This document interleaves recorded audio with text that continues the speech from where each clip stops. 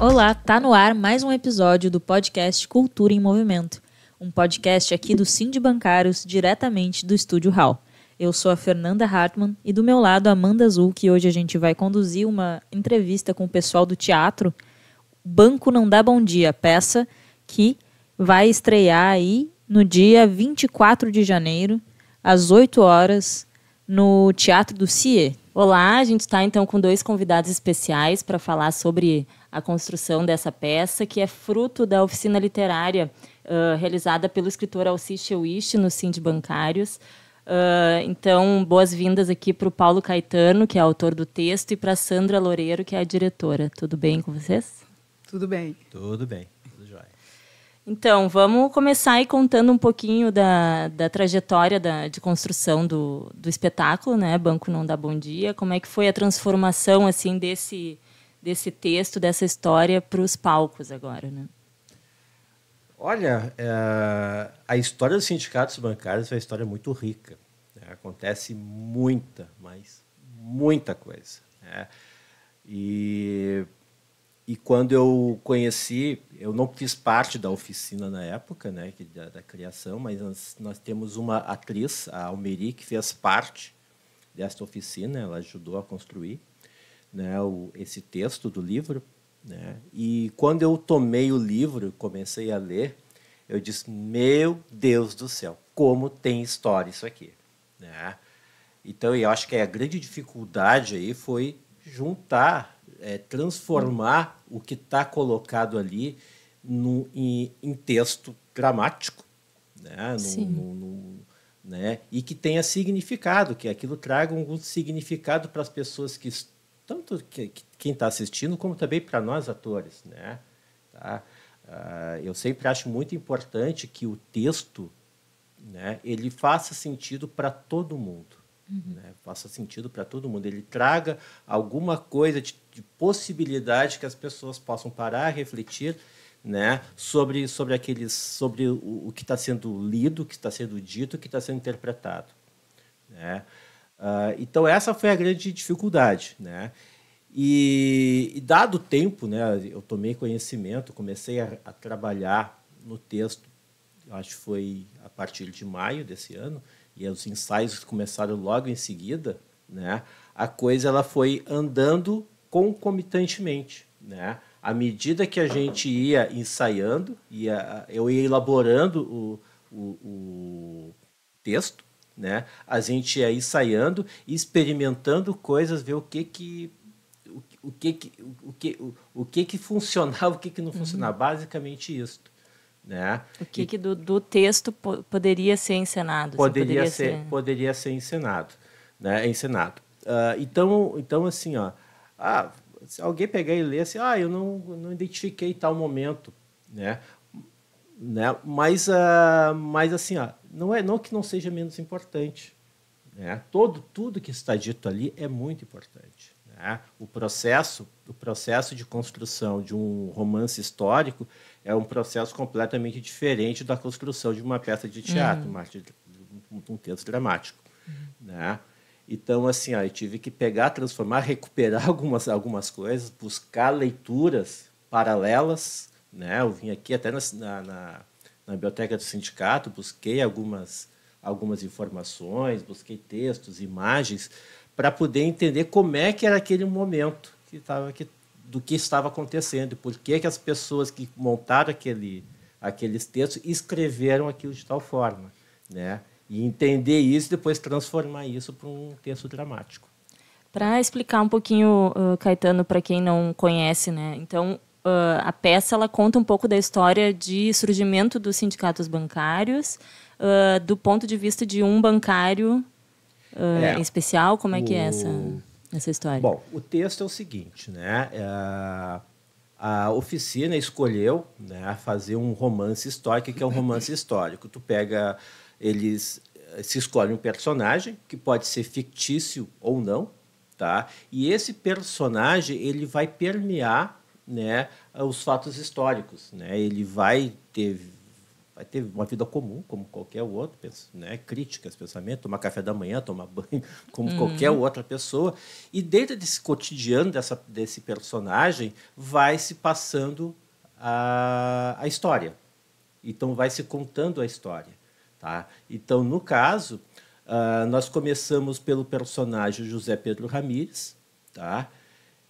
Que ele era um contador do Banco Pelotense, tá? E o Banco Pelotense fechou, foi a falência, né? Tá? E a partir daquele fato histórico da falência, dele ficar desempregado, dele ficar sem uma atividade e ver todos os seus sonhos, suas perspectivas de vida se diluírem, né? Ele é incentivado e acaba incentivando, né, que as pessoas se organizem para reivindicar seus direitos. Tá? Concomitante a isto, nós temos toda a questão histórica do Getúlio Vargas, né, da era Vargas se iniciando, e, junto com isso, o decreto-lei que cria os sindicatos. Né? Então, aqui, esse momento, né, as associações que tinham na época, as associações de trabalhadores que tinham na época, que eram as instituições que faziam, além da questão recreativa, associativa, também de defesa, né, acaba migrando essas atividades para os sindicatos. Né? E aí teve-se a janela e a oportunidade de se fazer a criação de sindicatos bancários. Naquela época era do Rio Grande do Sul. Né? Já havia outros sindicatos, né? No Rio de Janeiro já tinha, São Paulo já estava se criando, um dos sindicatos mais antigos, acho que é o de Salvador, da Bahia.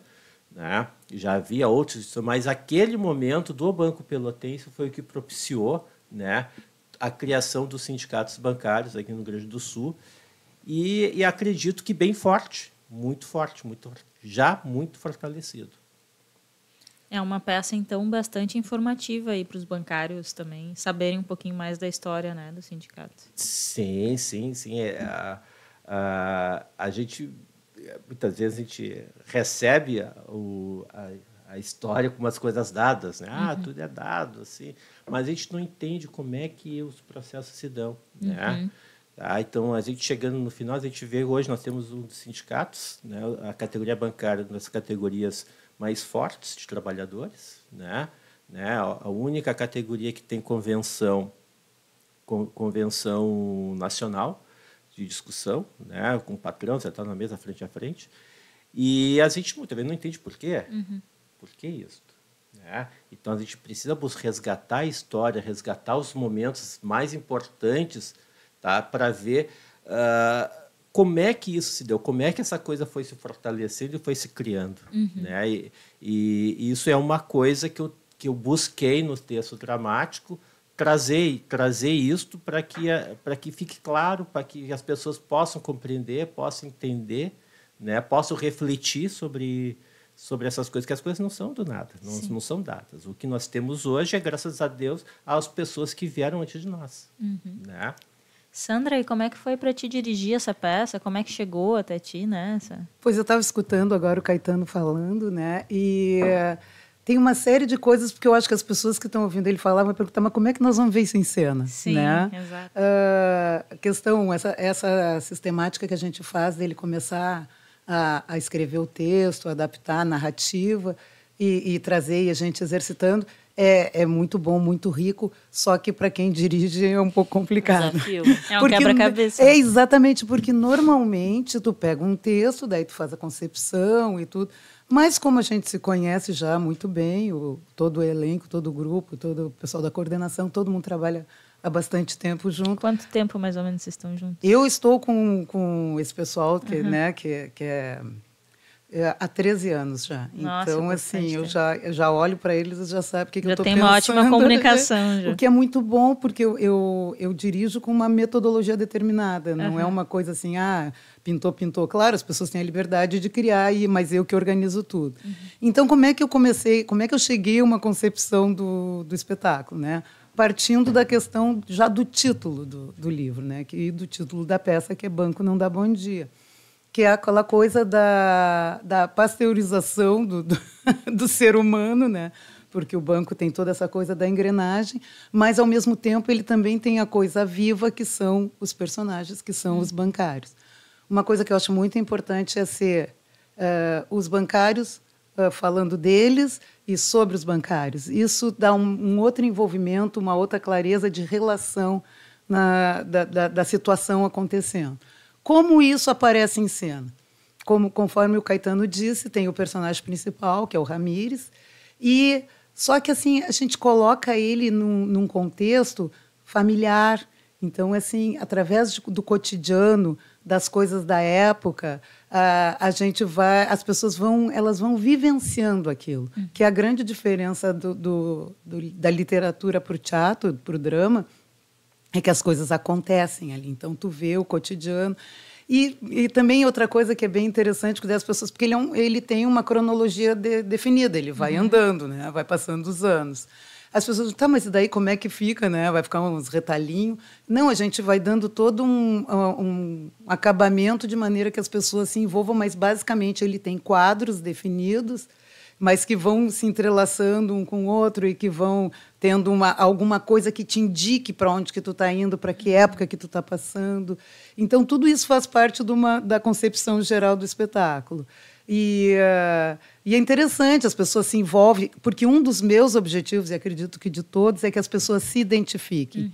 Eu acho que, já que ele é um espetáculo de bancários, do grande mestre dos bancários, que é o sindicato, né, que é onde realmente reúne a todos, eu acho muito importante as pessoas identificarem. Na realidade, eu já acho isso normalmente em qualquer peça. Eu acho que a pessoa tem que ir, tem que se reconhecer, tem que reconhecer o seu vizinho, o seu parente, o seu pai, que nem eu estava dizendo, eu não sou bancária, mas sou filha de bancário. E tem uma fala, inclusive, no texto que eu adoro, que é aquela, enquanto houver sangue bancário. Então, seja quantas gerações, não sei quantas gerações, a gente ainda é considerado bancário. E realmente isso aparece bastante, acho que as pessoas vão se identificar e se comover muitas vezes. Falando sobre bancários, né? Uma curiosidade, o elenco todo é composto por bancários, não? Bancários artistas? Quase todos? Não são bancários, mas todos têm alguma relação com bancário, em algum momento da sua vida, né? Até ex-bancários. Até ex-bancários, né? Então, assim, os bancários, eu sou bancário, a Almeri, a Valquíria Judaber, a Salete, ela é pensionista, né? Não, acho que ela era da Caixa. Era da Caixa? Creio que sim. Tudo bem. Sim, tem alguma relação forte Isso. As irmãs Altenete, elas foram bancárias, né?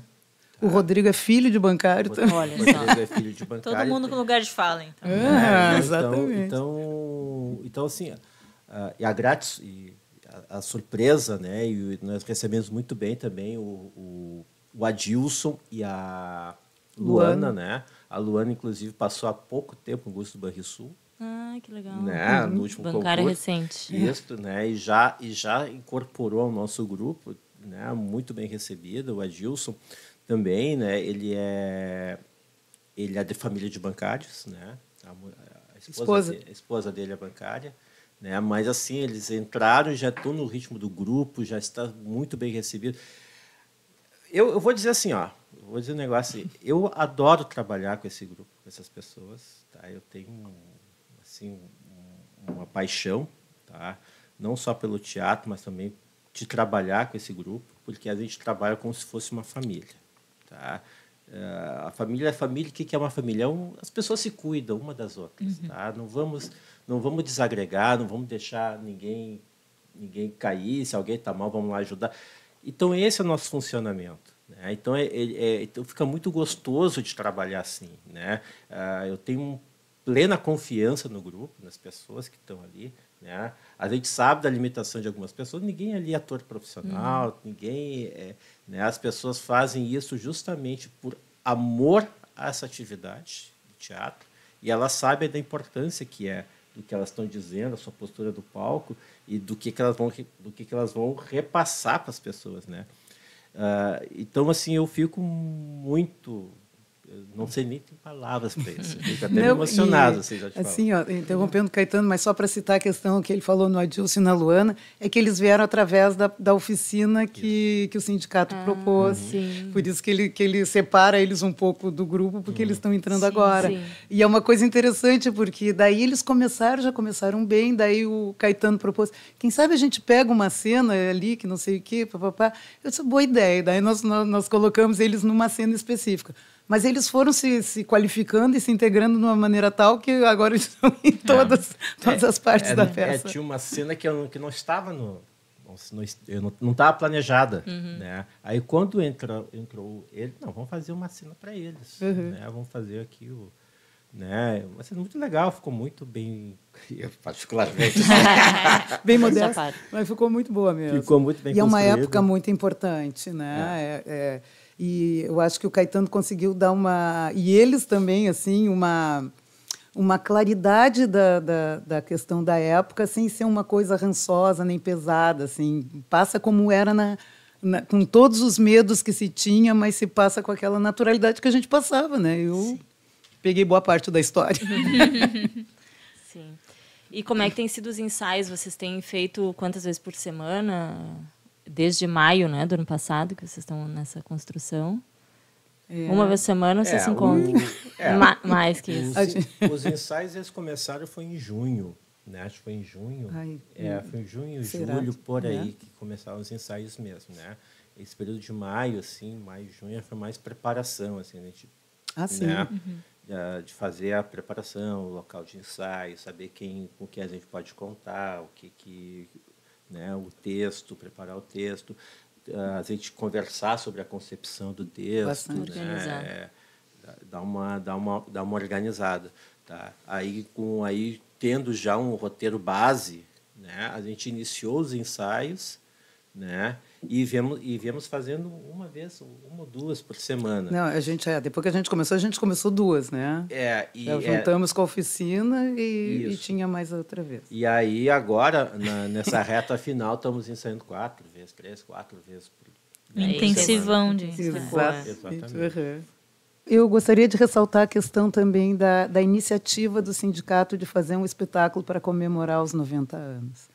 Eu acho que isso também é mais porque a arte ela é muito humana, né? E eu acho que é mais uma valorização da humanização do pessoal, né? Dos bancários, dos sindicalizados que estão tendo essa oportunidade de ter esse momento de conhecimento, né? De reconhecimento das questões do sindicato de uma maneira clara, adequada e leve, né? Exatamente, que é muito mais...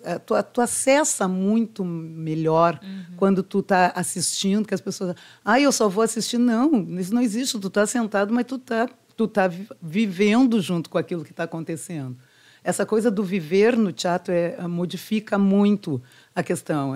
Como se diz, as pessoas entram de um jeito do teatro e saem de outro. Não tem como. Eu sei que tem uma série de artes que também tem isso, mas acontece que o teatro é muito vivo. Né? É imersivo, né? Enquanto exatamente. tu tá ali, é tipo cinema, né? Tu tá ali mesmo. Né? Só agora tu imagina que é o cinema com... ao vivo. O cinema ao Aquela vivo, pessoa ali, tu enxerga a pessoa suando, tu enxerga a pessoa se cuspindo. Aquilo é real, aquilo é verdadeiro. Tu te identifica imediatamente, né? Sim. Tu olha e diz... aquela família, Claro que a gente não fica falando assim em voz alta na plateia, mas que isso passa pela cabeça da gente, passa, né? Isso aí é muito importante ressaltar isso, e eu quero louvar, como a Sandra, assim, a iniciativa do sindicato em trazer isso. Eu acredito muito na questão da cultura, principalmente da minha área, do teatro, tá? Como uma ferramenta de reflexão. Né? Não é aquela coisa... Eu não vejo aquela coisa contemplativa, né? Muitas vezes a gente fala em teatro, é diversão, é contemplação, é... Entretenimento. Eu não vejo desta forma, tá? Eu não vejo dessa forma, tá? Todos os trabalhos, a gente participa isso é do grupo de teatro Caixa de Pandora, mantido pela associação, né? E todo o trabalho que a gente sai diferente. A gente faz uma imersão, mas é uma imersão prolongada, tá? Porque à medida que tu vai atuando, tu vai conhecer do texto, tu vai te interpretando, tu vai te posicionando no lugar. E pior que a gente briga entre aspas, né? Ele vai dizer, te coloca na posição de uma garçonete. Né? O que uma garçonete faria? Então, isso é uma oportunidade das pessoas refletirem. E isso acaba passando para o público, para quem assiste. Né? Então, assim, ó, nós estamos numa associação, num sindicato, numa ferramenta, tá, de reivindicação, de defesa dos trabalhadores, e onde a gente precisa a todo momento fazer debates e discussão sobre a conjuntura, sobre o momento atual, sobre nossos direitos, sobre as questões do trabalhador. E eu acho que o teatro é uma oportunidade disso, é uma ferramenta de fazer essa discussão, né? De não ficar somente naquele discurso comum, né? Narrativo, narrativo. Às vezes até um pouco maçante, né? Ali que tu ouve, mas não entende também por que tu tá. E aí, quando tu faz uma peça de teatro, tu consegue colocar uma situação de, mas acontece lá com aquelas pessoas lá na casa. Acontece comigo também. Causa empatia, né? Exatamente. Então, tu acaba abrindo uma janela, uma outra janela de reflexão, né, sobre a tua história, sobre as tuas questões, porque estamos aqui para onde nós queremos ir. Né? Eu vou até aproveitar para reforçar o convite para os bancários e para os não bancários, para os filhos de bancários, netos de bancários, para assistir a peça, porque a peça é um evento gratuito que vai acontecer aí dia 24 de janeiro, né? E então, entrem nas redes do Sind Bancários e deem uma olhada, porque vai valer muito a pena.